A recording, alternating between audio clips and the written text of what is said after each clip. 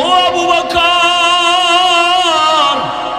নামাজে দাঁড়ায়া দাঁড়ায়া আবু বকর সারা রাত কান্না করতেছে। নামাজ শেষে নবীর কাছে আসলে নবী বললেন, আবু বকর আপনি নামাজে দাঁড়ায় কাঁদলেন কেন? ও নবী, হাসরের ময়দানে মালিকের সামনে কেমনে দাঁড়াবো সেই ভয় কান্না করেছে। ও আবু বকর, আল্লাহ তো আপনাকে জান্নাতের টিকেট দিয়েছেন, 10 জনের ভেতরে আপনি প্রথম, আপনার এত ভয় কেন আবু বকর? আবু বকর কান্না করে বলেন, নবী আপনি জানেন আমি কাপড়ের ব্যবসা করি। আজ সকালবেলা আমার দোকানে একটা মহিলা কাস্টমার আসছিল। আসার পরে বহুদিন আগে একটা কাপড় নিয়ে গেছে, ওই কাপড়টা আজ আমার হাতে ফিরাইয়া দিয়া টাকা নিয়ে গেল। বিদায় বেলা আমি একটা কথা বলছিলাম, আম্মা জান আমার দোকান থেকে আপনি কাপড় নিয়ে বহুদিন পর আজকে ফেরত দিলেন কেন? মহিলা বলে, ও দোকানওয়ালা আবু বকর, বহুদিন আগেই নিয়ে ফিরাইয়া দিতে চাইছিলাম, সময়ের কারণে আসতে পারি নাই, আজকে দিয়ে গেলাম, বিলম্ব হওয়ার কারণে ক্ষমা চেয়ে নিলাম। কেন দিছি জানেননি? আপনার দোকানের কাপড় আমার পছন্দ হয় নাই। তো নবী আমি নামাজের মধ্যে দাঁড়াইয়া ওই কোরআনের আয়াতটা বারবার পড়তেছিলাম, ইন্নাল্লাহ আশতারা মিনাল মুমিনিনা আনফুসাহুম ওয়া আমওয়ালাহুম বিআন্না লাহুমুল জান্নাহ।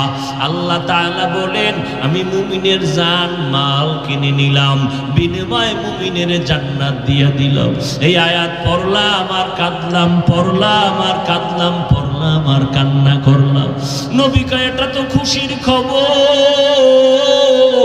মুমিনের জান মাল আল্লাহ কিনে নিয়েছেন, বিনিময় মুমিনের আল্লাহ জান্নাত দিবেন। আবু বকর বলে, না রে নবী, খুশির খবর আমার সব ভেঙে দিছে আজকে সকালবেলার ওই নারী। বলে, তা কেমন? বলে, হাসরের ময়দানে এমন ভয়ঙ্কর হালাতের বয়ান আপনি নবী নিজেই করেছেন, যেই হাসরের ময়দানে সব মানুষগুলো উলঙ্গ দাঁড়াবে, সূর্যের একদিকে গরম, অপরদিকে জাহান্নামের আগুনের আওয়াজ, ওদিকে আমার মাওলা তাআলার রাগান্বিত আওয়াজ। এতটা কঠিন হবে যে হাসরের ময়দানটা থরথর করে কেঁপে উঠবে। ওই ময়দানে সব মানুষগুলো বেহুশ হয়ে পড়ে যাবে। সূর্যের গরম সহ্য করা যাবে না, জাহান্নামের আওয়াজ সহ্য করা যাবে না। আমার মাওলা এত রাগান্বিত হবে, লিমানিল মুলকুল ইয়াউম লিল্লাহিল ওয়াহিদিল কাহ্হার। ওদিন আপন বলতে কেউ কাছে আসবে না। ও নবী, আপনিই তো বয়ান করেছেন হাসরের ময়দানে এমন অবস্থা দেখা উম্মতেরা পাগলের মতো ছোটাছুটি করবে, কেউ দৌড়াইয়া ইব্রাহিম নবীর কাছে যাবে।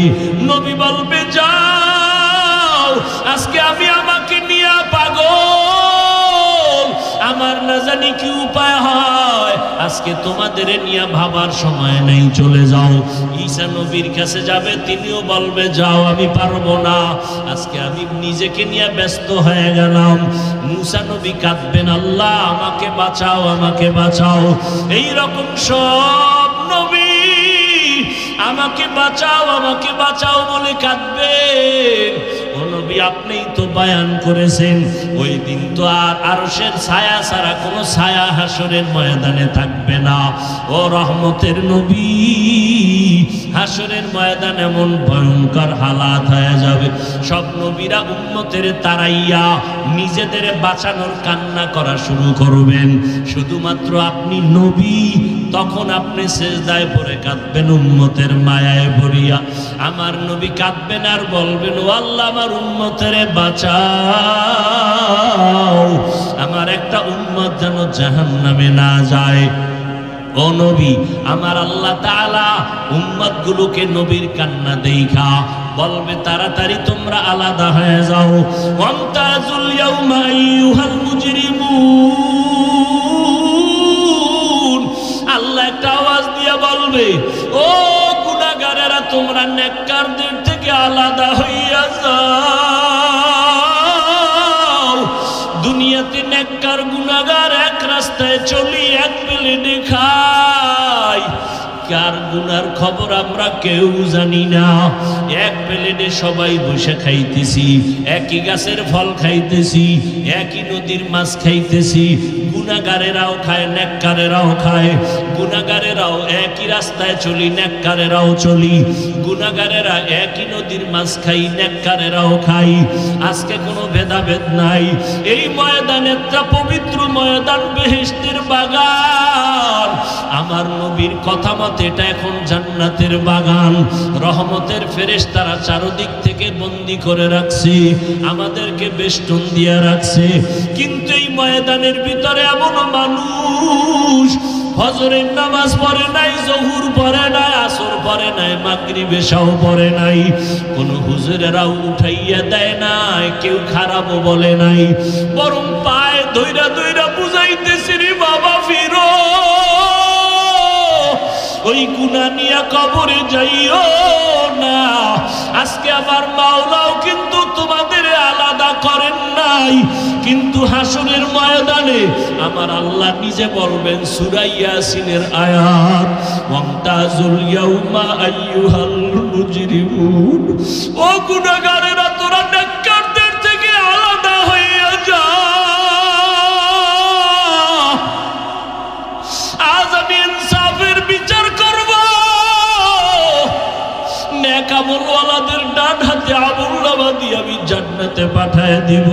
কিন্তু গুনাহগারেরা ভয়ে আলাদা হইতে চাইবে না। তখন আমার আল্লাহ কুদরতি ভাবে একটা বাছুনি দিবেন। ওই বাছুনিতে গুনাহগার গুলো চিটার মতো, ধানের চিটার মতো উড়িয়া উড়িয়া জাহান্নামের দরওয়াজায় পড়বে। তখন আমার আল্লাহ গায়বী আওয়াজ দিবেন, ওয়াসিকাল্লাযীনা কাফারু ইলা জাহান্নামা যুমারা হাত্তা ইযা জাউহা ফুতিহাত আবওয়াবুহা ওয়া ক্বালা লাহুম খাযানাতুহা আলাম ইয়াতিকুম রুসুলুম মিনকুম ইয়াতলুনা আলাইকুম আয়াতি রাব্বিকুম ওয়া ইউনযিরুনাকুম লিকাআ ইয়াউমিকুম হাযা ক্বালু বালা ওয়ালাকিন হাক্কাত কালিমাতুল আযাবি আলাল কাফিরিন কিলা দুখুলু আবওয়াবা জাহান্নামা খালিদিনা ফিহা ফাবিইসা মাসওয়াল মুতাকাব্বিরিন। আজকে তুমি দুনিয়াতে বড় মনে করতেছো, অন্যকে ছোট বানায় দিলা। তোমার মতো টাকাওয়ালা কেউ নাই, আমার মতো বড় বক্তা কেউ নাই, বড় মুফতি, বড় মুহাদ্দিস কেউ নাই। হাসরের ময়দানে যখন গুনার কারণে ধরিয়েই ফেলবেন, ও আল্লাহর বান্দারা, কিয়ামতের ময়দানে আবু হুরায়রা থেকে বর্ণিত, হাসরের ময়দানে তিনটা ব্যক্তিকে আল্লাহ ডাকবেন, একজন শহীদ, একজন আলেম, একজন দানবীর। আল্লাহ বলবে, এই মাওলানা তুমি ইলম শিখছো কেন? বলবে তোমার দাওয়াতের জন্য। কয় না, মিথ্যা কথা, আমি তোমার অন্তরের খবর জানি। তুমি ইলমের বাহাদুরি করবা, দাওয়াত পাইবা, মানুষ তোমাকে মাওলানা, মুফতি, মুহাদ্দিস বলবে, সম্মান দিবে। যার ভেতরে আদব নাই তার মধ্যে সৌন্দর্যতা নেই।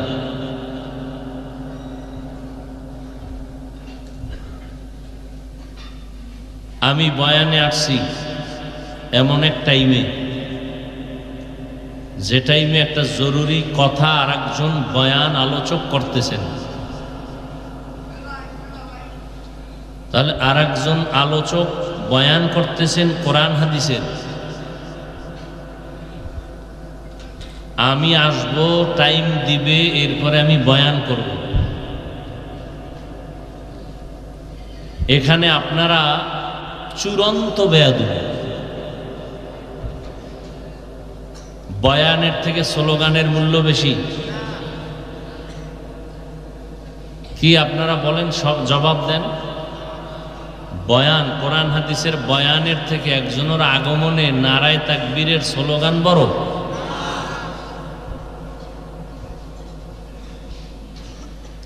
নাম্বার 2,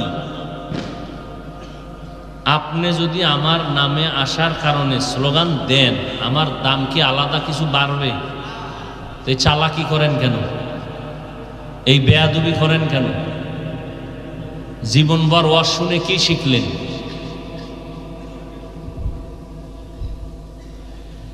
আল্লাহ সবাইকে আদবওয়ালা বিনয়ী জিন্দেগি দান করুন। বেয়াদবি আমার লাগে করেন নাই, মূলত আল্লাহর কোরআন, রসুলের হাদিস তথা বয়ানের সাথে করেছেন। এগুলো কি? কারণ আমি স্লোগান দিলে কি তার দাম আলাদা বাড়ে? এই সমস্ত সংস্কৃতি ওয়াজের প্যান্ডেল থেকে বন্ধ করতে হবে, এগুলো বন্ধ করতে হবে। কেউ যদি মনে করে আমার স্লোগান না দিলে আমি ওয়াজে আসবো না, তারে ওয়াজে আনার দরকার নাই, কোনো দরকার নাই। আলোচক ছোট হোক বড় হোক, সে তো আল্লাহর কিতাবের কথা বলতেছেন, কোরআনের কথা বলতেছেন। সেই বয়ানের মধ্যে প্রায় সময় দেখি, আজও দেখলাম একজনে বয়ান করতেছে, মাইক দূরে স্লোগান। কিসের স্লোগান? আমার আগে বয়ান করতেছিলেন এখানে কে? শাইখুল হাদিস। কত বড়, আমার থেকে বড় বড় হাজারো লাখো ছাত্র তাকে উস্তাদ মানে, তার থেকে ইলম নিয়েছে, তিনি বয়ান করতেছেন, কত সুন্দর আলোচনা করতেছেন। ইন্না আরাদনাল আমানাতা আলাস সামাওয়াতি ওয়াল আরদ। আমি আসছি, হযরত আলোচনা টাইম মতো শেষ করবেন, 5 মিনিট দেরি হলে হবে, এরপরে আলোচনা শেষ করবেন, তার কথার শেষ ফিনিশিং দিবেন, এরপরে আমার নাম ঘোষণা হবে, এরপরে আমি বয়ান করব। আর নাম ঘোষণা না হইলেও বাকি, নাম ঘোষণার মধ্যেও টাইটেলের শেষ নেই। কিন্তু ওয়াজ মাহফিলগুলো ফ্যাশন হয়ে গেছে, ফ্যাশন হয়ে ব্যবসা হয়ে গেছে। আপনাদের ওয়াজ শোনা নেশা, আর আমাদের ওয়াজ করা পেশা হয়ে গেছে। এজন্য হেদায়েতের রাস্তা দুর্বল হচ্ছে। ওই মাঠের থেকে জানি কারা স্লোগান দিছে। হাসেন কেন? আমি হাসির কথা বলছি। লজ্জা শরম থাকলে তো কান্নার কথা। এটা কি কান্নার প্যান্ডেল না হাসার প্যান্ডেল? তা হাসেন কেন?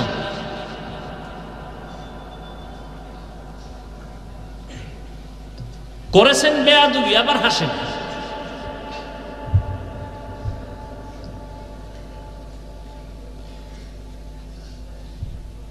আল্লাহ পাক এই সমস্ত অসামাজিক এবং কোরআন সুন্নাহ বিরোধী কর্মকাণ্ড থেকে আমাদের সমস্ত মুসলমানদেরকে হেফাজত করেন। রাত্র অনেক, আপনারা যতক্ষণ বসবেন দোয়া করবেন, বয়ান করার চেষ্টা করব, আল্লাহ তৌফিক দিলে ইনশাআল্লাহ। উঠা বসা করবেন, আস্তে হাত উঠায় মোনাজাত দিয়ে চলে যাব। কারণ পৃথিবীতে কথা বলার মতো কষ্টের কাজ আর একটাও নেই। কষ্ট করে আসছি, মূল্যায়ন দিবেন না, চলে যাব। আর যদি ধৈর্যের সাথে কষ্ট করে বসেন, আমার হাজারো কষ্ট হলেও আপনাদের দোয়া নেওয়ার আশায় আমি কথা বলবো ইনশাআল্লাহ। কিন্তু কাউ উঠবেনও না, কাউকে উঠতেও দিবেন না, এটা মজলিসের আদব নয়।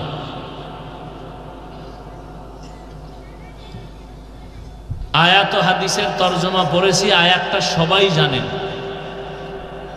ঘরের মা বোন থেকে সবাই এই আয়াতটা শুনতে শুনতে মুখস্থ হয়ে গেছে।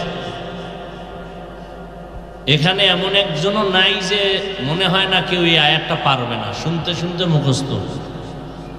মনে আছে না আপনাদের? এই আয়াতটা কখন পড়া হয় জানেন আপনারা? বলেন তো কখন পড়া হয়? মানুষের শেষ বিদায়ের সময়। মিনহা খালাকনাকুম ওয়া ফীহা নুঈদুকুম ওয়া মিনহা নুখরিজুকুম তারাতান উখরা। আয়াতটা একেবারে সহজ পরিচিত, কিন্তু এর ব্যাখ্যা বিশ্লেষণ আলোচনা অনেক দীর্ঘ।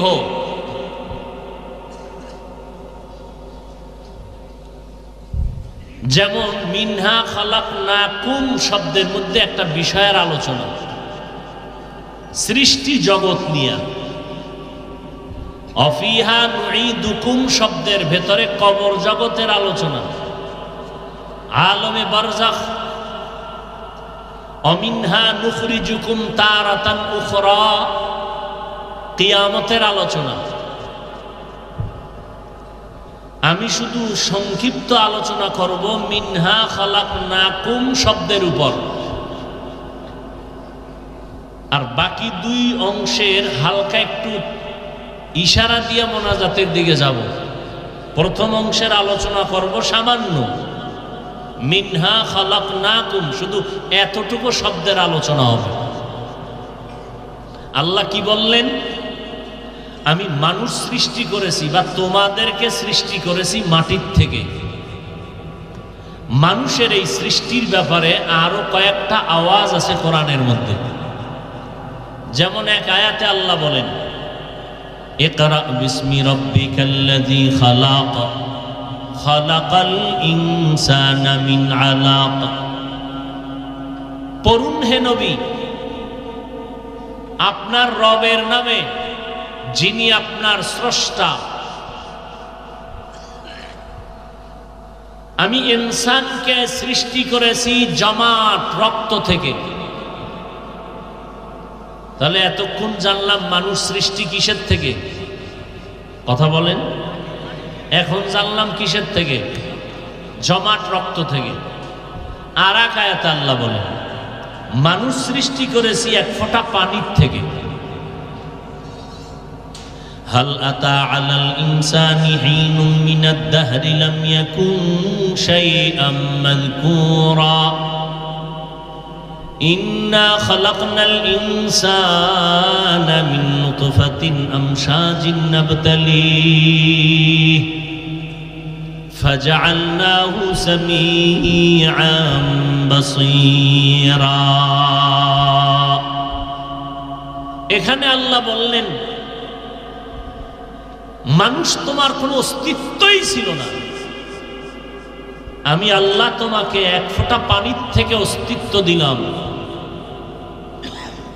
শ্রবণ শক্তি দিলাম, দর্শন শক্তি দিলাম। তাহলে মানুষ সৃষ্টির বেলায় এক কথা পাইলাম মাটির থেকে, আর এক কথা পাইলাম জমাট রক্ত থেকে, আর এক কথা পাইলাম এক ফোঁটা পানির থেকে। এর মধ্যে আসল কথা হলো মাটির থেকে, এটা বাস্তব, এটা আসল। আচ্ছা, মাটির থেকেই যদি আসল হয় তো জমাট রক্ত থেকে সৃষ্টি কথার ব্যাখ্যা কি? মাটির সৃষ্টি যদি আসল হয় তো এক ফোঁটা পানির থেকে সৃষ্টি কথার ব্যাখ্যা কি?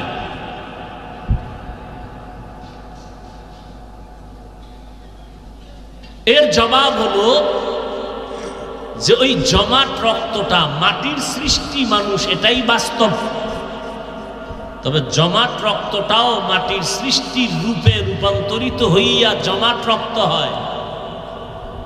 ওয়ালাকাদ খালাকনাল ইনসানা মিন সুলালাতিন মিন তিন সুম্মা জাআলনাহু নুতফাতান ফি ক্বারারিন মাকিন সুম্মা খালাকনান নুতফাতা আলাকা ফাখালাকনাল আলাকাতা মুদগা فخلقنا المضغة عظاما فكسونا العظام لحما ثم أنشأناه خلقا آخر فتبارك الله أحسن الخالقين.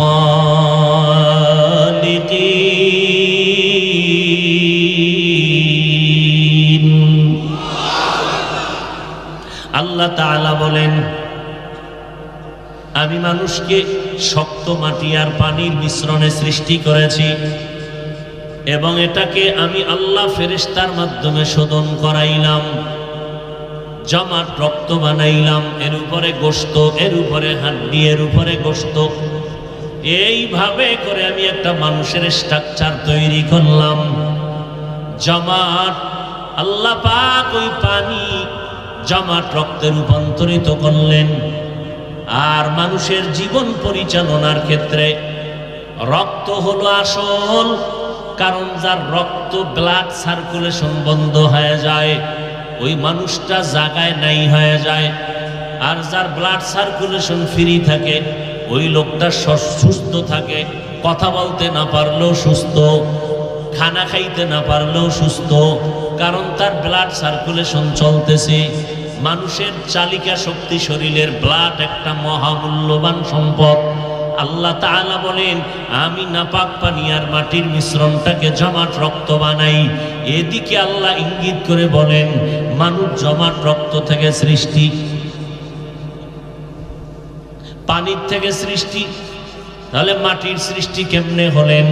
আল্লাহ তাআলা বলেন, ও ফেরেশতারা, যেই বান্দাকে আমি সৃষ্টির অর্ডার করলাম ওই পানিটার মধ্যে মাটির হালকা মিশ্রণ লাগায়া দাও।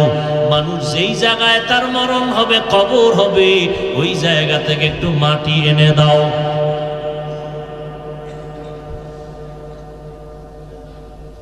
আল্লাহ তাআলা মাটির থেকে সৃষ্টি করছেন, যে বলছেন মিনহা খালাকনাকুম, এখানে উদ্দেশ্য পয়গম্বর আদম।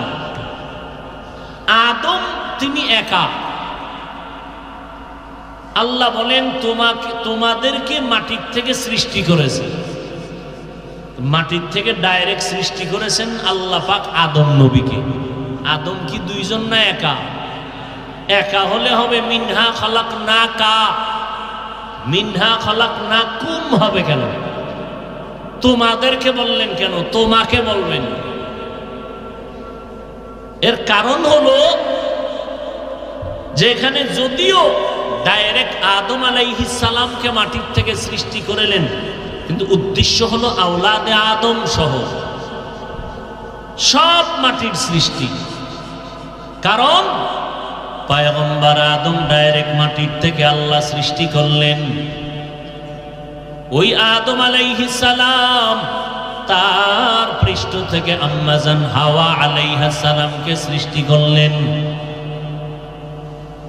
দুইজনের সংমিশ্রণে রব্বুল আলামিন দুনিয়ার জমিনে দুইটা করে সন্তান দান করলেন, এক ছেলে এক মেয়ে। পরের বছর আবার দুই সন্তান, এক ছেলে এক মেয়ে।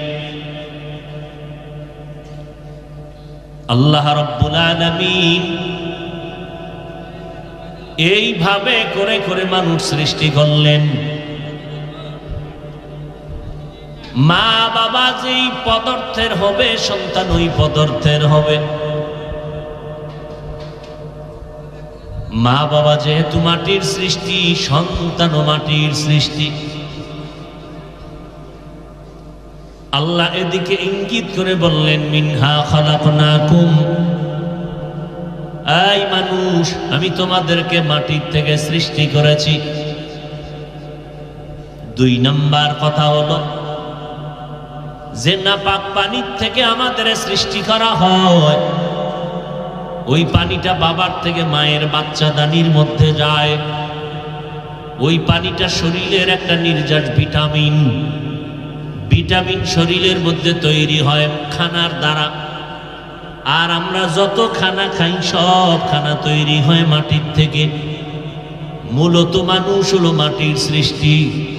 তিন নাম্বার কথা হলো, এরে মানুষ, আল্লাহ তাআলা ফেরেশতা দিয়ে যখন নাপাক পানিটাকে শোধন করানোর জন্য কাজে লাগায় দেন, আল্লাহ বলেন, এক চিমটি মাটি কবর থেকে এনে এই পানির সাথে মিশ্রণ করে দাও। আল্লাহর অর্ডারে ফেরেশতা কবর থেকে মাটি এনে ওই পানির সাথে মিশ্রণ করে দেয়। কোথায় কার কোন দিন কবর নেন না কে জানেন। এই জোরে বলেন, একমাত্র আল্লাহ। এখন প্রশ্ন হলো, যেই মানুষটা স্বাভাবিক অবস্থায় মরে যাবে, কবর হবে, ওই বান্দার কবর থেকে মাটি এনে এরপরে পানির সাথে মিশ্রণ করে দিল। কিন্তু এই জমিনে এমন কিছু মানুষের এমন মরণ হয়, মানুষ মরার পরে যেখানে তার কবর হবে ওখান থেকে এক চিমটি মাটি এনে পানির সাথে মিশ্রণ করে। প্রশ্ন হলো, এই জমিনে কিছু মানুষের মরণ এমন হয় যে তার কবর হয় না, যেমন পানিতে ডুবে মরে যায়, আগুনে পুড়ে মরে যায়, এরকম হয় না? হয় না? লাশের অস্তিত্বই থাকে না, লাশের অস্তিত্বই নাই, তার কবর হবে কিসের? তো যার কবর নাই তার পানির মধ্যে কবরের মাটি আনবে কোথার থেকে? তার তো লাশেরই অস্তিত্ব নাই, কবর হবে কোথায়? আর কবর না হলে মাটি আনবে কোথার থেকে? এই প্রশ্নের জবাবে মুফাসসিরিনে কেরাম বলেন যে মানুষের শরীরের পেছন দিকে একটা সোজা হাড় আছে, মেরুদণ্ড আছে না নেই? ঈমান নিয়ে যে কবরে যাব, এর থেকে বেশি কঠিন হয়ে আছে এখন ঈমান আমল নিয়ে বেঁচে থাকা। বেঁচে থাকা কঠিন। লেখতে না জানলেও মুসবার জম, এটা কথা আছে না? লেখতে না পারলেও মুছতে পারে। এই সংখ্যা এখন বেশি, এই সংখ্যা বেশি। প্রশংসা না পারলেও বদনাম গাইতে পারে, এই সংখ্যা কম না বেশি? উপকার না করলেও ক্ষতি করতে পারে, সংখ্যা কম না বেশি? কিয়ামত আসতেছে মনে হয় বিদ্যুতের গতিতে, বিদ্যুতের গতিতে। আল্লাহ আপনি কুদরতের দ্বারা সবাইকে হেদায়েত দান করেন। আমি আপনাদেরকে খোলামেলা সব সময় কথা বলি, আমি বয়ান করি, শুরু শেষ বলেই নেই সব জায়গায় যে আসলে আমার মধ্যে কিচ্ছু নেই।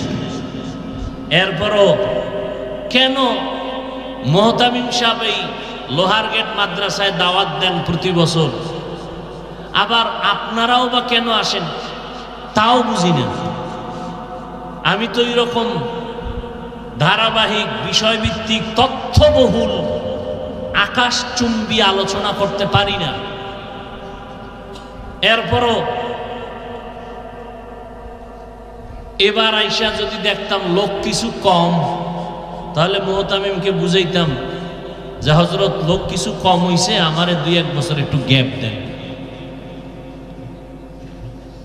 কারণ অনেকে বলে এত বারবার আনেন কেন ওনাকে? অনেকে বলে আপনারা না, যারা আমার থেকে বড় দামি, আমার তুলনায় তার এলেম আছে, আমল আছে, অনেক কিছু আছে। হায় হায় হায়, বড় কঠিন এক পরিস্থিতি আমরা অতিক্রম করতে চলছি। আপনি ভালোকে ভালো বলবেন এই সুযোগও নেই, ভালোকেও খারাপ বলতে হবে, তাহলে আপনার সম্মান বেড়ে যাবে। আল্লাহ সবাইকে হেদায়েত দান করুন। তো যে কথা বলতেছিলাম, প্রশ্নটা মনে আছে আপনাদের? আমি বলছি না রাত্র অনেক, আমি শুধু আজকে বয়ান করব, আপনারা যতক্ষণ বসবেন, উঠবেন, আমি বয়ান ছেড়ে দিব। প্রশ্নটা করছিলাম, প্রত্যেকটা মানুষের নাপাক পানির সৃষ্টির যে সূত্র, ওই পানির সাথে ওর মরণের পরে যেখানে কবর হবে ওখান থেকে মাটির মিশ্রণ লাগায় দেয়। কিন্তু যার কবর হবে না, যার কবর হবে না, তার থেকে মাটি কোথার থেকে আনবে? বলে কাদের কবর হবে না? কিছু মানুষ আছে যারা আগুনে পুড়ে মরে যায়, পানিতে ডুবে যায়, লাশের অস্তিত্বই নাই, এর তো কবর হওয়ার প্রশ্নই ওঠে না। তাহলে এর পানি, এর জন্মসূত্রে, এর সৃষ্টির সূত্রে পানিতে কি মাটি দেওয়া হয়েছে? বলে হ্যাঁ। তার কবর কই? মাটি পাইল কই? মুফাসসিরিনে কেরাম তার জবাবে বলেন, মানুষের যে এই পিছন সাইড একটা মেরুদণ্ড আছে, বড় হাড় লম্বা আছে না, এই মেরুদণ্ডের একেবারে নিচের অংশে মার্বেলের মতো একটা গোড়া আছে। মানুষ পুড়ে যাক, আগুনে নষ্ট হয়ে যাক, নিশ্চিহ্ন হয়ে যাক, কিন্তু ওই মাটির ওই অংশটা, মেরুদণ্ডের হাড়ের নিচের মার্বেলের গোড়া, এটা কখনো নষ্ট হবে না। না আগুনে নষ্ট হবে, না পানিতে নষ্ট হবে, কখনোই নষ্ট হবে না। ওটা যেখানে যাবে, যেখানে গিয়ে স্পর্শ করবে মাটি, ওটাই তার কবর। কেউ জানে না। কে জানেন? আল্লাহ জানেন। আল্লাহ বলেন ওইটাই তার কবর। কিয়ামতের দিন ওখান থেকেই তাকে উঠানো হবে, ওখান থেকেই তাকে উঠানো হবে। যাও ওখান থেকে একটু মাটির মিশ্রণ এনে এই পানির সাথে মিশ্রিত করে দাও। এবার কথা শেষ, ফিনিশিং। ভালো করে বুঝেন, আল্লাহ পাক এত যুক্তি টুক্তি দিয়া এরপরে টানাটানি কইরা বুঝাইতে চান কি মানুষ কিসের সৃষ্টি? বলেন বলেন। এটা আসল, এটা বাস্তব, এটাই সঠিক। সিদ্ধান্ত কার? এত যুক্তি টুক্তি দিয়া মানুষকে মাটির সৃষ্টি প্রমাণ করতে চান কেন? কারণ হলো আল্লাহ তাআলা মাটির সৃষ্টিকে সৃষ্টির শ্রেষ্ঠ মর্যাদা দিয়েছেন, এটা বুঝাবার। নূরের সৃষ্টিকে আল্লাহ সৃষ্টির শ্রেষ্ঠ মর্যাদা দেন নাই, আগুনের সৃষ্টিকে আল্লাহ সৃষ্টির শ্রেষ্ঠ মর্যাদা দেন নাই। একমাত্র, শুধুমাত্র, কেবলমাত্র মাটির সৃষ্টি মানুষকে আল্লাহ শ্রেষ্ঠ মর্যাদা দিয়েছেন। এই সিদ্ধান্ত কার? অস্থায়ী না স্থায়ী? মানে নাই কে? বলেন, মানে নাই কে? ইবলিস। ভালো করে মুখস্থ করে নিবেন, প্রত্যেকটা পয়েন্ট থেকে কিছু উপদেশ নেবেন। সব কথা খোলামেলা বলা যাবে না, ভালো করে বুঝবেন। আগুনের সৃষ্টি শ্রেষ্ঠ না, নূরের সৃষ্টি শ্রেষ্ঠ না, একমাত্র কি শ্রেষ্ঠ? মাটির সৃষ্টি মানুষ শ্রেষ্ঠ। সিদ্ধান্ত কার? স্থায়ী না অস্থায়ী? মানে নাই কে? ইবলিস। ইবলিস যে মানে নাই, গায়ের জোরে না যুক্তির ব্যানারে? যুক্তির ব্যানারে। আল্লাহ কি বললেন? উসজুদু লি আদম ফাসাজাদু ইল্লা ইবলিস। আদমের সিজদা করো। সব আল্লাহর আদারে সিজদা করেছে, একমাত্র ইবলিস সিজদা করে নাই। আবা ওয়াস্তাকবারা ওয়া কানা মিনাল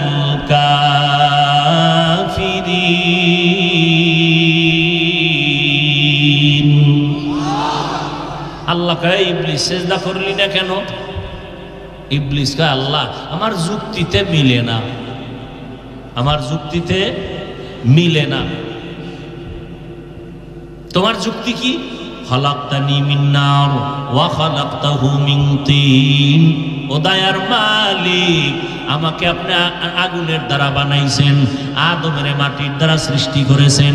আগুনের গতি উপরে, মাটির গতি নিচে, আমি কেন নত হইয়া আদমের সিজদা করব? যুক্তি কয় আদম আমারে সিজদা করবে। আগুনের সৃষ্টি শ্রেষ্ঠ না, নূরের সৃষ্টি শ্রেষ্ঠ না, একমাত্র মাটির সৃষ্টি মানুষ শ্রেষ্ঠ। সিদ্ধান্ত আমার আল্লাহর, এখানে কোনো যুক্তি চলবে না। আল্লাহ তাআলা বললেন, এই ইবলিস যুক্তি কেন দিলি? এখানে মালিক আর গোলামের কারবার চলে, সব জায়গায় যুক্তি চলে না, সব জায়গায় মেজাজ দেখানো চলে না।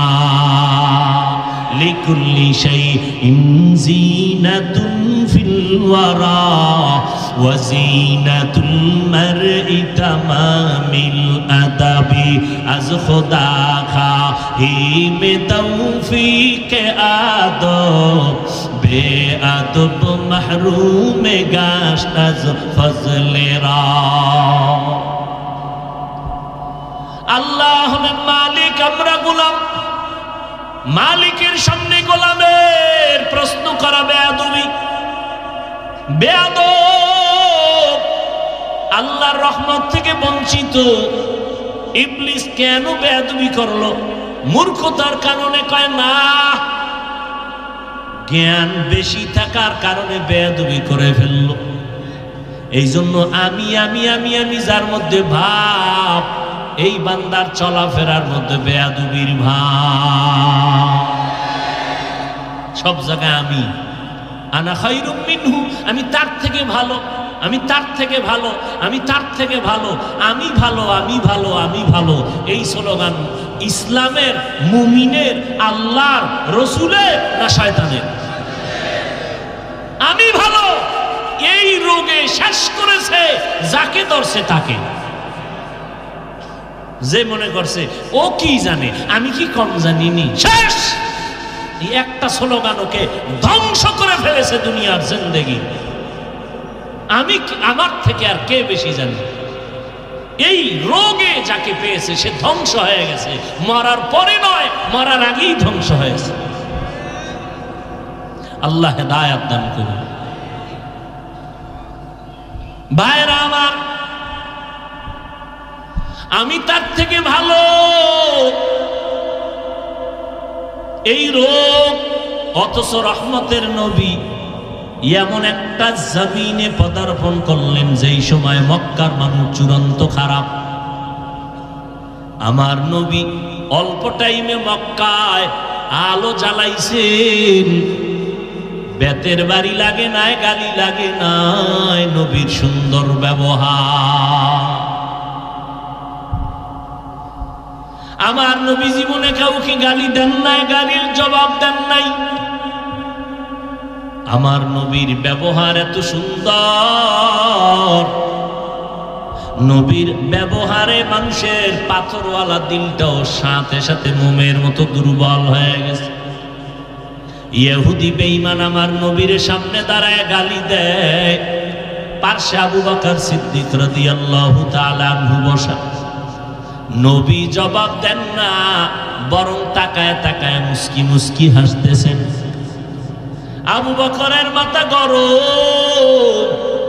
বেঈমান আমার নবীরে নিরপরাধী ব্যক্তিটারে অযথা গালাগালি করে অকথ্য ভাষায়। আবু বকর জবাব দিতে চান, নবী ইশারায় বললেন কোনো জবাব নাই। কত আর ধৈর্য ধারণ করা যায়? এক পর্যায়ে আবু বকর দাঁড়ায় জবাব দেওয়া শুরু করলেন। নবীজির চেহারা মোবারক মলিন হয়ে গেল। নবীজিকে বললেন, ও পয়গম্বর, আপনার চেহারা মলিন করলেন কারণটা কি? রহমতের নবী বলেন, ও সাহাবী আবু বকর, যখন আমি চুপ হইয়া বসেছিলাম, ইহুদির গালির জবাব একজন রহমতের ফেরেশতা দিতেছিল। যখন আপনি বিচারটা হাতে নিলেন, রহমতের ফেরেশতা বিদায় হয়ে গেল। ও এলাকার যুবক, সবার ভেতর একটা কলব আছে, আত্মা আছে। এমন একটা মানুষ নেই যার মধ্যে আত্মা নাই, কিন্তু আয়নার মতো পরিষ্কার আত্মার বড় অভাব। মোনাজাত তো সবাই ধরে, কিন্তু সবার মোনাজাতে চোখে পানি আসে না রে বাবা। খুব সাবধান, মাদ্রাসায় তো ছাত্রের অভাব নাই। এক এক ক্লাসে ছাত্র তো 20 জন 30 জন, তবে সবার কপালে 1 নাম্বার হওয়া জুটে না। বুঝতে হবে ভালো করিয়া। ও আল্লাহর বান্দারা, আল্লাহ তাআলা মানুষ ইমামতি তো সবাই করে, নামাজ তো সবাই পড়াইতে পারে, কিন্তু কারো নামাজের তেলাওয়াতে চোখের পানি বের হয়ে যায়, আর কারো তেলাওয়াতে অন্তরের মধ্যে মজা মায়া লাগে না। ও আল্লাহর বান্দা, এইটা টাকার জোরে হয় না, ইলমের জোরে হয় না, এগুলো সব আমার মাওলায় ইখলাসের মাধ্যমে দান করি। मिटा दो अपना हस्ती को अगर कुछ मर्तबा चाहो, के दाना खाक में मिलकर गुले गुलजार होता है। ও আল্লাহর বান্দারা, ও ছাত্র ভাইরা, আমি এখানে অনেক বছর ধরে বয়ান করি। আমি তো নিজের কোনো বড় মনে করি না, বরং আমি আপনাদের দোয়া নিয়েই চলি। আজ আমি মাঝে মাঝে বলি, আমি 2005-এ দাওরা শেষ করলাম। আমগো ক্লাসে যেই ছেলেটা এত বেশি হাদিস হাদিসের ইবারত পড়তো, ওই ছেলেটা সব হুজুরেরা ভাবতো যে কোনো মাদ্রাসায় 1 নাম্বার মুহাদ্দিস হবে, কিন্তু ওই ছেলেটা আজকে দাড়ি কামাইয়া প্যান্ট শার্ট লাগাইয়া এরপরে রাস্তায় ঘুরে কিছু কাজ করে, লোকেরা ওরে সার সার সার সার বলে। আর ওদের এলাকায় আমি ওয়াজে গেলে পালাইয়া থাকে, সামনে আসে না দেখা করতে। হেদায়েতের মালিক আমার মাওলা। ও আল্লাহর বান্দারা, বাহাদুরি করিও না। আমার মাওলায় যদি সম্মানের চেয়ারে বসাইয়া দেয়, আমার মাওলায় দিলে কারো কিছু করার থাকে না। আর আমার মাওলায় যদি সম্মান না দেয়, তুমি আজীবন যদি চিল্লাও, ওই জায়গায় তোমারে মাওলায় নিবে না। ও আল্লাহর বান্দারা, আল্লাহ পাক রব্বুল আলামিন যাকে পছন্দ করেন তার দ্বারা খেদমত নিবেন, যাকে পছন্দ করেন না তার দ্বারা নিবেন না। আর আল্লাহ তাকেই পছন্দ করবেন যেই বান্দা নিজের ছোট মনে করবে, বিনয়ী হয়ে যাবে, অন্তর ছোট করিয়া চলবে, আল্লাহ তার মর্যাদা বাড়ায় দিবেন। নিজেকে যদি বড় বানাতে চাও হে মুমিন, বড়দের কদমে নিজেকে করে দাও বিলীন। আমি ভাব দেখাইয়া কোটি টাকার মালিক ফেরাউন ধ্বংস হয়ে গেল, নমরুদ ধ্বংস হয়ে গেল, সাদ্দাত ধ্বংস হয়ে গেল। আমি ভাব মানুষের ধ্বংসের কারণ। মিনহা খালাকনাকুম, আল্লাহ তাআলা বলেন আমি তোমাদের মাটির থেকে সৃষ্টি করলাম। এই কথা দিয়ে আল্লাহ তাআলা 2টা সবক গোটা জাতিকে দিতেছেন। ও মানুষ, তোরে যদিও আমি মাটির থেকে বানাইছি, মাটি উপরে মারলে নিচে যায়, পায়ের নিচে থাকে, সম্মানটা নিচে রাখি নাই। আমি সম্মান দিলাম সব মাখলুকতের উপরে। ওয়ালাকাদ কাররামনা বানি আদম ওয়া হামালনাহুম ফিল বাররি ওয়াল বাহরি ওয়া রাযাকনাহুম মিনাত তাইয়্যিবাত ওয়া ফাদ্দালনাহুম আলা কাসীরিন মিম্মান খালাকনা তাফদীলা। ও বনি আদম, আমি আল্লাহ তোমাদের এত সম্মান দিলাম, এই সম্মানের কারণে জমিনে চলার ব্যবস্থা করলাম, পানির মধ্যে চলার ব্যবস্থা করলাম। আবার আমি আল্লাহ এই জমিনে তোমাদের জন্য উত্তম পিওর খানার আয়োজন করলাম। আমি পিপিলিকারও খানা দেই, আমি আল্লাহ নদীর মাছেরও খানা দেই, জঙ্গলের লক্ষ লক্ষ প্রাণীরও খানা কে দেন? আল্লাহ দেন। উড়ন্ত পাখিরও খানা কে দেয়? আল্লাহ দেন। ও মানুষ, তুমি তো সবার থেকে শ্রেষ্ঠ, তোমার খানাটা আমি তো দিব আরো পিওর। তোমার এমন খানার আয়োজন করেছি যেই খানাগুলো হালাল, যেই খানাগুলো পিওর, যেই খানাগুলো তোমার শরীরের ভিটামিন হবে। আমি আল্লাহ এমন পবিত্র খানার আয়োজন তোমার জন্য করেছি। ও বান্দা, খানা খাইবা, আমি আল্লাহ পাক রব্বুল আলামিন তোমার শরীরটারে তাজা বানানোর জন্য ভাত মাছ তরকারি দেই নাই, কত ধরনের ফল ফ্রুটের আয়োজন করেছি।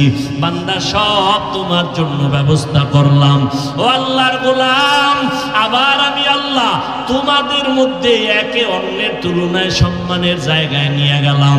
যেমন সমস্ত মাখলুকতের মধ্যে মানুষ দামি, আবার এই মানুষের ভিতরে যারা ঈমানওয়ালা তারা আরো দামি, আবার এই মুমিনের ভিতরে যারা আম্বিয়ায়ে কেরাম তারা আরো দামি। সমস্ত নবীদের ভিতরে আপনার আমার নবী রহমতের নবী অনেক দামি, আর নবীদের উম্মতের ভেতরে আখিরি নবীর উম্মত আমরা হলাম দামি।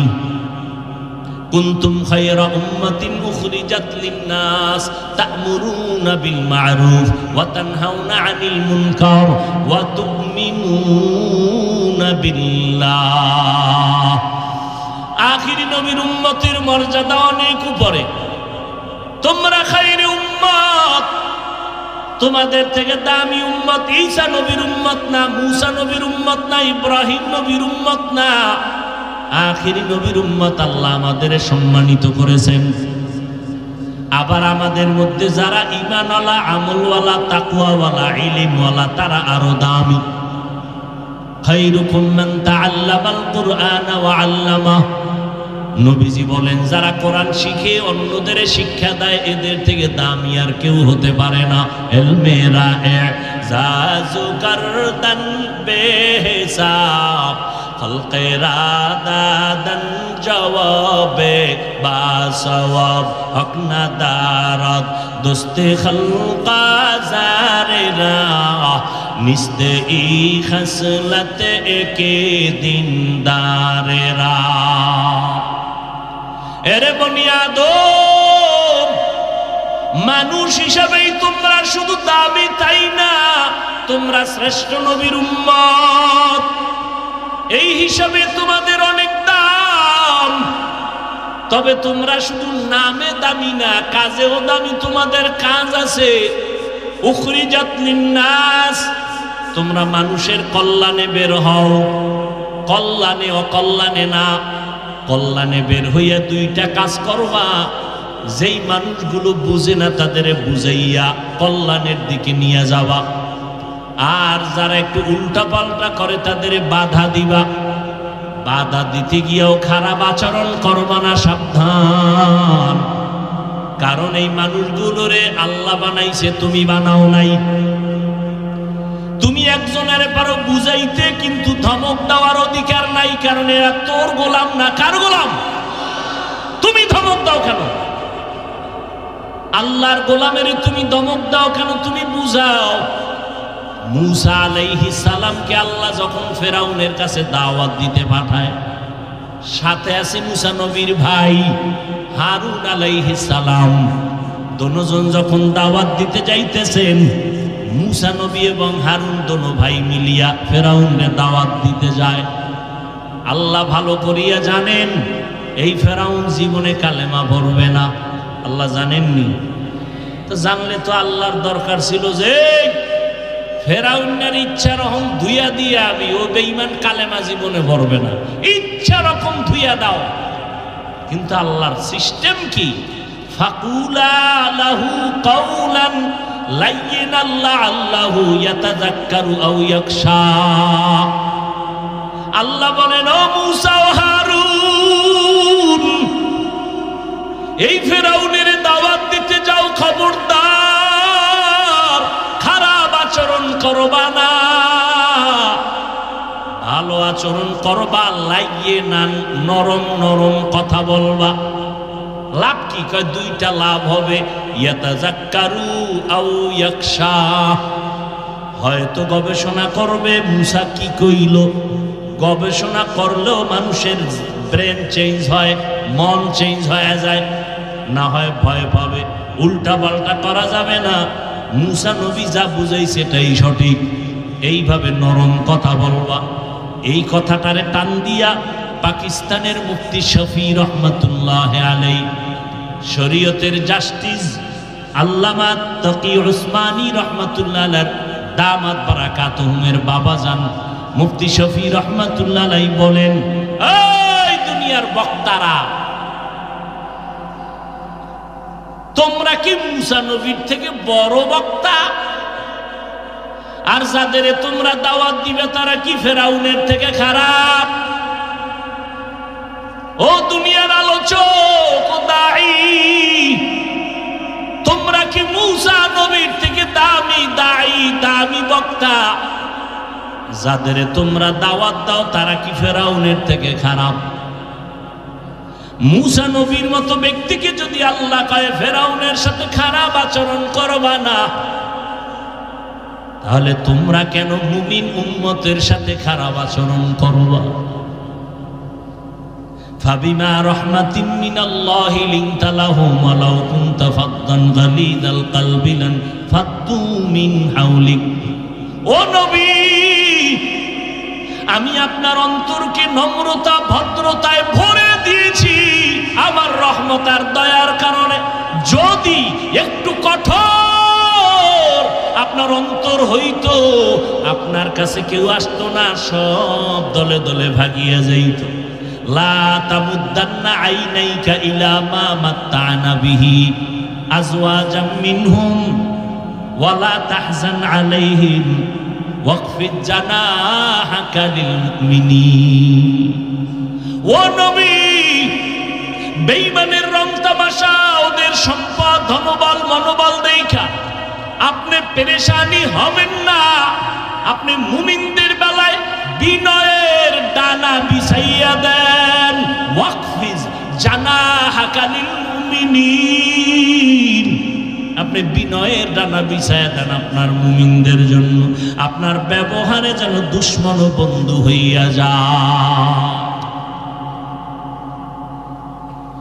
নবীর আচরণে দুনিয়ার সবাই পাগলের মতো নবীর দিকে আসছে। নবীর ব্যবহার এত খারাপ না, বেঈমানেরা পর্যন্ত কয় মুহাম্মদের যত গালি দেই এর মতো আদর্শের একটা মানুষ হতে পারে না। সারাদিন নবীর বিরোধিতা করিয়া রাতের গভীর নবীজির ঘরের কিনারায় দাঁড়াইয়া দুশ্মনেরা কোরআনের তেলাওয়াত শুনে। মায়ার নবীর জবান মুবারকের তেলাওয়াত এত সুন্দর, না জানি নবীর সুন্দর জবানের ব্যবহার আরো কত সুন্দর। এরে নবীর আশিক উম্মতের দল, তোমরা শ্রেষ্ঠ নবীর শ্রেষ্ঠ উম্মত। উম্মতের জন্য দিলটা তৈরি করো, মানুষের অকল্যাণের জন্য তুমি না, মানুষের কল্যাণের জন্য। পারলে উপকার করো, না পারলে চুপ করে বসে থাকো, কারো ক্ষতির কল্পনা করবা না। পারলে প্রশংসা করিও, না পারলে তুমি চুপ থাকিও, কারো বদনাম বলিয়া তার আমলনামার গুনাহগুলো তোমার কাঁধের উপরে নিও না। ও আল্লাহর বান্দা সাবধান, আল্লাহ তাআলাই শব্দ দিয়া বলে, ও মাটির মানুষ, যদিও তোমাদের মাটির থেকে বানাইছি, নিচের মাটি তবে সম্মান নিচে না, সবার উপরে। 2 নাম্বার সবক, মিনহা খালাকনাকুম। এই মানুষ, মাটির শ্রেষ্ঠ হইয়া, সৃষ্টি হইয়া এবার শ্রেষ্ঠ মর্যাদা পাইয়া আমি ভাব দেখায়ও না, অহংকারী দেখায়ও না। মাটির মধ্যে কিন্তু একটা সুন্দর গুণ আছে, ওই গুণটা হলো নম্রতা। নম্রতা। দেখো না, দালালেরা এক জমিনের 13 বার জাল দলিল দিয়া বিক্রি করে টাকা খায়। দালাল আছে না নাই? এরে আল্লাহর বান্দা, নজর করে দেখো, এই মাটির উপরে দাঁড়াইয়া কত বেঈমানেরা মদ পান করে আর নাচানাচি করে। আছে না নাই? কারুনের যেইভাবে মাটি গ্রাস করেছিল, আল্লাহ যদি অর্ডার দেয় ওইভাবে মানুষ গুনাহগার গুলো গ্রাস করে নিতে পারে। ওই যে ভূমিকম্প হয়, নেপালে ভূমিকম্প হয়ে গেল, 5-10 তলা বিল্ডিং সব মাটির তলে চলে গেল। কয়েকদিন আগে আমার দেশেও ভূমিকম্প হলো। ঘুমের মধ্যে ভয়ে লাফাইয়া উঠলাম, চিন্তা করলাম মাওলা যদি চায় জমিনটা ধ্বংস করতে 1 মিনিট লাগবে না। লাগবে? আল্লাহর ভয় অন্তরে ঢুকাইও রে মুমিন। মাটির মধ্যে নরম, তুমিও নরম হইয়া চলো, গরম গরম ভাব দেখাইও না। এই মাটির মধ্যে মাটির জন্ম হইয়া বান্দা, তুমি মাটির মতো নরম ভাব নিয়ে চলো, মাটির মতো বিনয়ী হইয়া চলো, দেখবা মর্যাদা তোমার বেড়ে যাবে। এজন্যই তো রহমতের নবী কত দাম, কত দাম। শুধু মানুষ না, বেঈমানরা, মুমিনরা, অন্য রসুলের গুণগান গাইতে গাইতে গাইতে গাইতে সব চলে গেল, কিন্তু রসুলের গুণগান শেষ হয় না। কেমন এক ব্যক্তি, লেখনেওয়ালা লেখতে লেখতে লেখতে লেখতে কলম শেষ, কাগজ শেষ, রসুলের গুণগান শেষ হয় না। ঠিক নি? বিধর্মীরা রসুলের গুণগান গাইতেছে, দলে দলে মানুষ 1500 বছর পরেও কালেমা পড়তেছে, শুধু রসুলের আদর্শ দেখা। সেই রসুল কতটা বড় নিজের মনে করা দরকার ছিল। আমরা যেইভাবে হালকা পাতলা কিছু পাইলে যে বড় মনে করি, নবী কত দয়ার নবী। নবী বারবার দোয়া করতেন, আল্লাহুম্মা জাআলনি ফি আইনি সগীরা ওয়া ফি আয়ুনিন নাসি কাবীরা। ও আল্লাহ, আমার নজরে আমাকে ছোট বানাইয়া দাও, উম্মতের নজরে মর্যাদা বাড়ায় দিও। নবী নিজেকে ছোট মনে করে চলতেন। আল্লাহ বলেন মিনহা খালাকনাকুম, এই মাটির মানুষ নিজেকে একটু দুর্বল মনে করো, ছোট মনে করে চলো, মাটির মতো নরম হইয়া চলো, গরম গরম ভাব দেখাইও না। মাটির সাথে এত গাদ্দারি করে, মাটি কারোর সাথে কোনো জবাব দেয় না, কিছু বলে না। তুমিও মাটির মতো নরম হয়ে যাও। গরম ভাব কেন আসে মানুষের ভিতরে? কয় গরম ভাব আসার কিছু গরম পুঁজি আছে। কেউ টাকার গরমে গরম, কেউ রক্তের গরমে গরম, কেউ ইলমের গরম, কেউ আমলের গরম। আল্লাহ কয় সব গরম বন্ধ করে দাও। এই দুনিয়ায় যারা গরম মেজাজ দেখাইছে, কেউ সফলতার দরজা তালাশ করে পায়নি। এক এক করে সব ধ্বংস হয়ে গেল। ও আল্লাহর বান্দারা,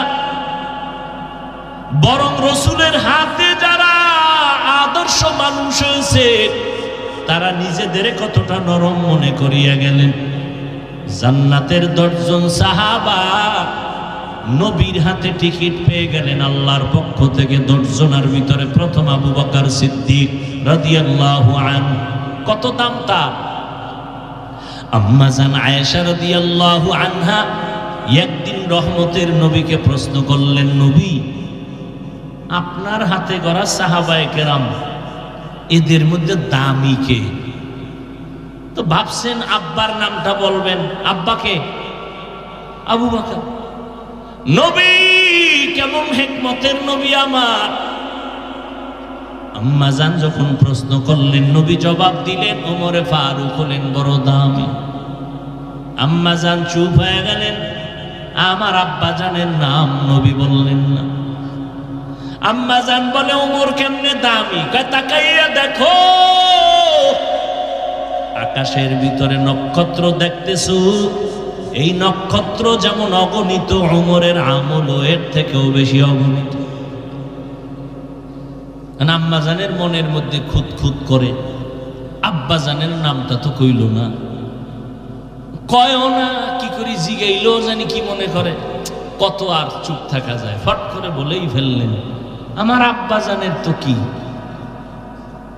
আবু বকর? বলে হ্যাঁ। তার কথা তো স্পেশাল, তার কথা। ওমর সহ সারা দুনিয়ার মুমিন, তাদের আমল যদি এক পালায় দাও, আবু বকরের সারা জীবনের আমল লাগবে না, মাত্র 2টা আমল যদি আর এক পাল্লায় দাও, ওমরের পাল্লাটা বড় ভারী হয়ে যাবে। আবু বকরের পাল্লা ভারী হয়ে যাবে। আবু বকরের মাত্র 2টা আমল, 2টা আমল।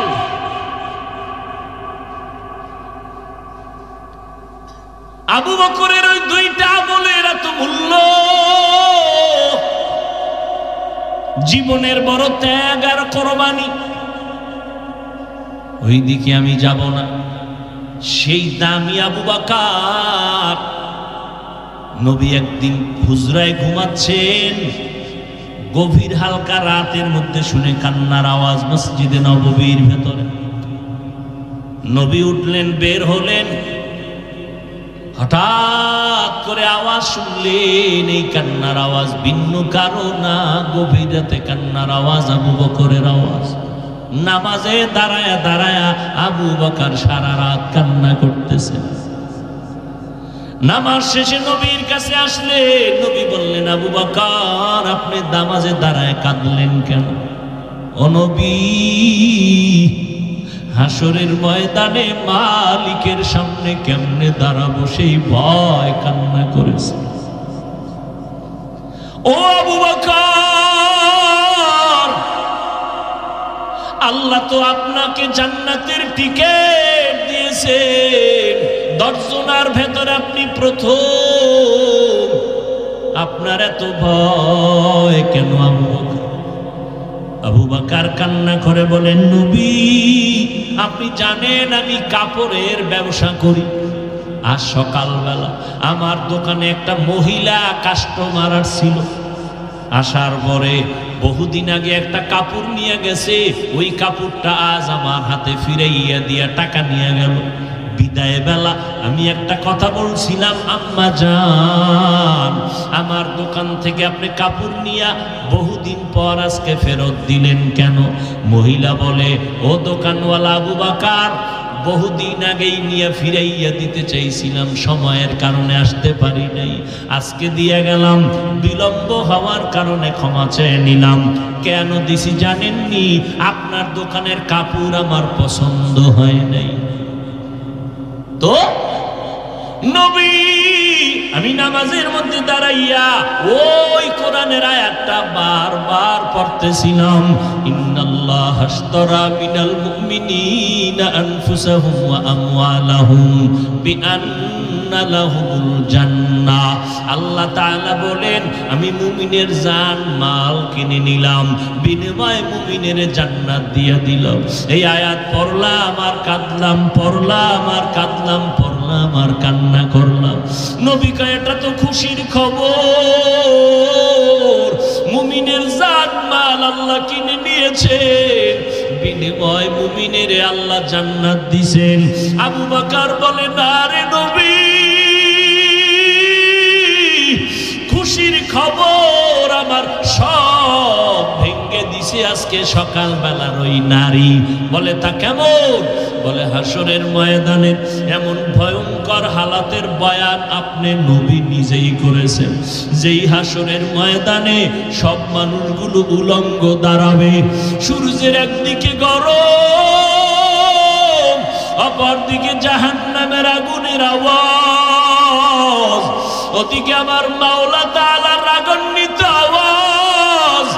এতটা কঠিন হবে যে হাসরের ময়দানটা থরথর করে কেঁপে উঠবে, ওই ময়দানে সব মানুষগুলো বেহুশ হয়ে পড়ে যাবে। সূর্যের গরম সহ্য করা যাবে না, জাহান্নামের আওয়াজ সহ্য করা যাবে না। আমার মাওলা এত রাগান্বিত হবে, লিমানিল মুলকুল ইয়াউম লিল্লাহিল ওয়াহিদিল কাহ্হার। ওদিন আপন বলতে কেউ কাছে আসবে না।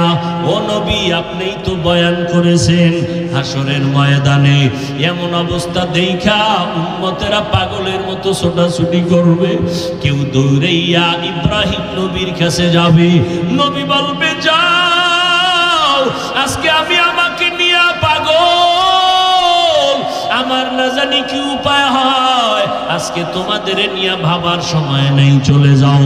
ঈসা নবীর কাছে যাবে, তিনিও বলবে, যাও, আমি পারবো না, আজকে আমি নিজেকে নিয়ে ব্যস্ত হয়ে গেলাম।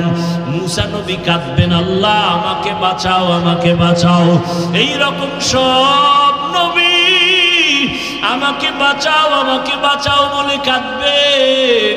ও নবী, আপনিই তো বয়ান করেছেন, ওই দিন তো আর আরশের ছায়া ছাড়া কোনো ছায়া হাসরের ময়দানে থাকবে না।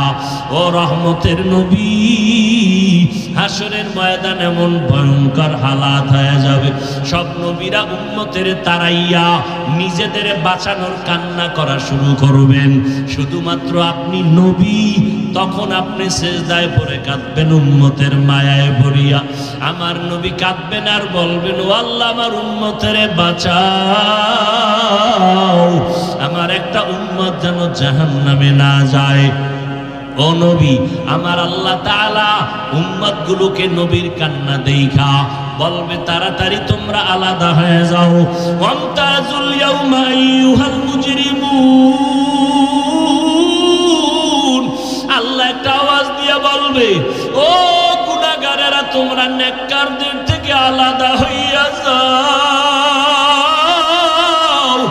দুনিয়াতে নেককার গুনাহগার এক রাস্তায় চলি, এক প্লেটে খাই, কার গুনার খবর আমরা কেউ জানি না। এক প্লেটে সবাই বসে খাইতেছি, একই গাছের ফল খাইতেছি, একই নদীর মাছ খাইতেছি। গুনাহগারেরাও খায়, নেককারেরাও খায়। গুনাহগারেরাও একই রাস্তায় চলি, নেককারেরাও চলি। গুনাহগারেরা একই নদীর মাছ খাই, নেককারেরাও খাই। আজকে কোনো ভেদাভেদ নাই। এই ময়দান একটা পবিত্র ময়দান, বেহেশতের বাগান। আমার নবীর কথা মতে এটা এখন জান্নাতের বাগান। রহমতের ফেরেশতারা চারদিক থেকে বন্দী করে রাখছে, আমাদেরকে বেষ্টন দিয়ে রাখছে। কিন্তু এই ময়দানের ভিতরে এমন মানুষ ফজরের নামাজ পড়ে নাই, জহুর পড়ে নাই, আসর পড়ে নাই, মাগরিব এশাও পড়ে নাই, কোন হুজুরেরাও উঠাইয়া দেয় নাই, কেউ খারাপও বলে নাই, বরং পায়ে ধইরা ধইরা বুঝাইতেছে, রে বাবা ফিরো, ওই গুনাহ নিয়া কবরে যাইও না। আজকে আমার মাওলাও কিন্তু তোমাদের আলাদা করেন নাই, কিন্তু হাসরের ময়দানে আমার আল্লাহ নিজে বলবেন সূরা ইয়াসিনের আয়াত, ওয়ামতাজুল ইয়াউমা আইয়ুহাল মুজরিমুন, ও গুনাহগারেরা তোরা নেককারদের থেকে আলাদা হইয়া যা। আজ আমি ইনসাফের বিচার করব, নেক আমলওয়ালাদের ডান হাতে আমলনামা দিয়ে আমি জান্নাতে পাঠায় দিব, কিন্তু গুনাহগারেরা ভয়ে আলাদা হইতে চাইবে না। তখন আমার আল্লাহ কুদরতি ভাবে একটা বাছুনি দিবেন, ওই বাছুনিতে গুনাহগার গুলো চিটার মতো, ধানের চিটার মতো উড়িয়া উড়িয়া জাহান্নামের দরওয়াজায় পড়বে।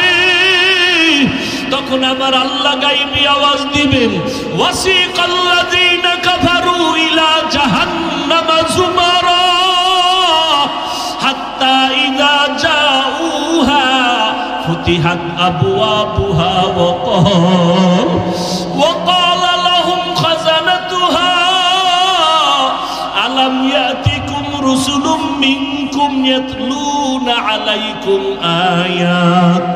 আয়াতি রাব্বিকুম ওয়া ইউনযিরুনাকুম লিকা ইয়াউমিকুম হাযা ক্বালু বালা ওয়ালাকিন হাক্কাত কালিমাতুল আযাবি আলাল কাফিরিন কিলা দুখুলু আবওয়াবা জাহান্নামা খালিদিনা ফিহা ফাবিইসা মাসওয়াল মুতাকাব্বিরিন। আজকে তুমি দুনিয়াতে বড় মনে করতেছো, অন্যকে ছোট বানায় দিলা। তোমার মতো টাকাওয়ালা কেউ নাই, আমার মতো বড় বক্তা কেউ নাই, বড় মুফতি বড় মুহাদ্দিস কেউ নাই।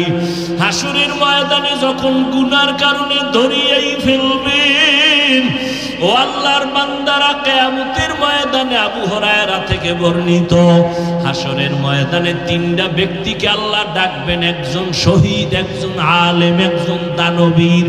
আল্লাহ বলবে, এই মাওলানা তুমি ইলম শিখছো কেন? বলবে তোমার দাওয়াতের জন্য। কয় না, মিথ্যা কথা, আমি তোমার অন্তরের খবর জানি, তুমি ইলমের বাহাদুরি করবা, দাওয়াত পাইবা, মানুষ তোমাকে মাওলানা, মুফতি, মুহাদ্দিস বলবে, সম্মান দিবে, এই জন্য তুমি ইলম শিখছো। যাও, আমার দরবারে আজ কিছুই নাই। জাহান্নামের ফেরেশতারা এই মাওলানা সাহেবের হাতের মধ্যে জাহান্নামের শিকল লাগাইয়া দাও। এরে আল্লাহর বান্দারা, কি উপায় হবে চিন্তা করো।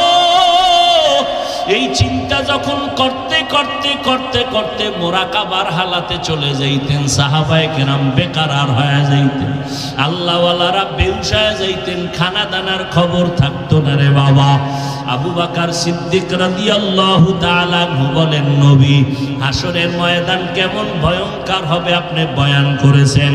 ওই গুনাহগারেরা যখন জাহান্নামের লাইনে পড়বে, নেক আমলওয়ালাদের আল্লাহ ডান হাতে আমল দিয়ে বলবে, যাও ইয়া আইয়াতুহান নাফসুল মুতমাইন্নাহ ইরজিই ইলা রাব্বিকি রাদিয়াতাম মারদিয়া ফাদখুলি ফি ইবাদি ওয়াদখুলি জান্নাতি। আর যারা গুনাহগার হবে, আল্লাহ অর্ডার করবে, ও ফেরেশতা, এই নাফরমান গুনাহগারের বুকটারে ছিদ্র করিয়া দাও। বুকের মাঝে ছিদ্র বানাইয়া বাম হাতটা ঢুকাইয়া পিঠের থেকে বের করো। বের করার পরে হাতের মধ্যে আল্লাহ বাম হাতে আমলনামা পেছনে দিয়া বলবেন, ইকরা কিতাবাকা কাফা বিনাফসিকাল ইয়াউমা আলাইকা হাসিবা। এই নাফরমান পড়িয়া দেখ, জীবনে নামাজ পড়ো নাই, রোজা রাখো নাই, আলেমের বিরোধিতা করেছো, কোরআনের বিরোধিতা করেছো, কত সমালোচনা, গীবত, শেকায়াত, মিথ্যা বলেছো। আজকে দেখো তোমার আমলনামার হিসাবের জন্য তুমি যথেষ্ট। যখন আমলনামা পেছনে হাতে দেওয়া হবে, চেহারাটা সামনে, হাত পেছনে পড়া যাবে না। আল্লাহ ফেরেশতারা বলবেন, আল্লাহ এই বান্দার চেহারা সামনে, হাত পেছনে কেমনে পড়বে? আল্লাহ রাগান্বিত আওয়াজ দিয়া বলবেন কুদরতি ভাবে, ওই নাফরমানের ঘাটটা ধরিয়া মোচড় দিয়া পিছনে ফিরাও। ফেরেশতারা ঘাড় ধরিয়া মোচড় দিয়া পেছনের দিকে ফিরাইয়া দিবে। এমন আযাব শুরু হয়ে যাবে, লা ইয়ামুতু ফিহা ওয়ালা ইয়াহইয়া, বরণ হবে না, জিন্দাও হওয়ার কোনো থাকবে না, মাঝামাঝি অবস্থা। আবু বকর সিদ্দিক কান্না করেন আর বলেন, নবী ওই কঠিন সময় সব নারী পুরুষ উলঙ্গ দাঁড়াবে, আল্লাহ যদি আমারে সিরিয়ালে ডাক দেয়, ও আবু বকর আসো, আমি যে তোমারে জান্নাত দিয়েছিলাম, তোমার জানমাল কিনে নিয়েছিলাম, বলো তুমি কি নিয়ে আমার দরবারে আসছো? আমি যদি মাওলার দরবারে নামাজের আমল পেশ করি, তেলাওয়াতের আমল পেশ করি, জিকির ও তসবির আমলগুলো পেশ করি, আল্লাহ যদি বলে তোমার আমল নিয়ে যাও, আমার জান্নাত দিয়ে দাও, জাহান্নামে চলে যাও, আমি যদি বলি আল্লাহ কেন? ওই মহিলার মতো যদি মাওলায় জবাব দিয়া দেয়, ও আবু বকর তুমি যেই জান্নাতের জন্য আমল করেছো, তোমার একটা আমলও আমার কাছে পছন্দ হয় নাই, তখন আমি আবু বকরের কি উপায় হবে? আমার হাতে জাহান্নামের হ্যান্ডকাপ লেগে যাবে। ও আল্লাহর বান্দারা, বাহাদুরি সব অন্তর থেকে দূর করিয়া আবু বকরের মতো ব্যক্তি যদি সারা রাত নামাজে দাঁড়ায় কান্না করেন, আপনার আমার কি পরিমাণ কান্না দরকার, কি পরিমাণ সিজদায় পড়ে থাকা দরকার, মাওলারে তালাশ করা দরকার। এখনো যারা পারি নাই, নফসের ধোকায় পড়িয়া এখনো নিজেরে বড় মনে করতে পারি, ছোট মনে করতে পারি না। ও আল্লাহর বান্দারা, এখন থেকে আমার মাওলা তো তওবার দরজা দিয়া ডাকতেছেন। এমন একটা রাত্র নাই যেই রাতে আমার আল্লাহ তওবার দরজা দিয়া বান্দাকে ডাকেন না, ও বান্দা তওবার দরজায় ফিরিয়ে আসো। এখনো যারা গুনাহ থেকে ফিরতে পারি নাই, আল্লাহর কাছে তওবার নিয়ত করি, মরিয়া গেলে যাব, হায়াতের মালিক আল্লাহ, ইজ্জতের মালিক আল্লাহ, রিজিকের মালিক আমার আল্লাহ। আজকে থেকে তওবা করে নাও ও যুবকেরা, ও বৃদ্ধ বাবাজি, ও ছাত্র ভাইরা, পর্দার আড়ালের মা বোনেরা, আজকে থেকে মা বাবার দোয়া নিয়ে চলবা, নবীর তরিকায় চলবা, ওলামায়ে কেরামের পরামর্শ নিয়ে চলবা। ও পর্দার আড়ালের মা বোনেরা, আপনারা তো সাহাবায়ে কেরামদের মায়ের মতো মা, হাফেজে কোরআনদের মায়ের মতো মা, আলেমদের মায়ের মতো মা। আপনাদের কারণেই সন্তান ভালো হবে, খারাপ হবে। আপনার আদর্শ দিয়া ত্যাগের বিনিময়ে সন্তানকে আদর্শওয়ালা বানায় যাবেন, সন্তানকে ডাক্তার বানাবেন, ইঞ্জিনিয়ার বানাবেন, প্রফেসর বানাবেন, বাধা নাই। তবে কোরআন পড়াইয়া আদর্শওয়ালা ডাক্তার বানায় যান, ইঞ্জিনিয়ার বানায় যান, কোরআন পড়নেওয়ালা আদর্শবান একজন প্রফেসর বানায় যান। ওই সন্তান ডাক্তারি করবে, কোরআন পড়ে পড়ে মা বাবার জন্য দোয়া করবে। আজকে থেকে তওবা করেন। আপনার মতো কত মা পর্দাওয়ালা নামাজির অভাব নাই। ও যুবক, তোমার মতো স্কুল কলেজের ছাত্র নামাজির অভাব নাই। তুমি কেন পারবা না রে বাবা? এখন থেকে তওবা করে নাও।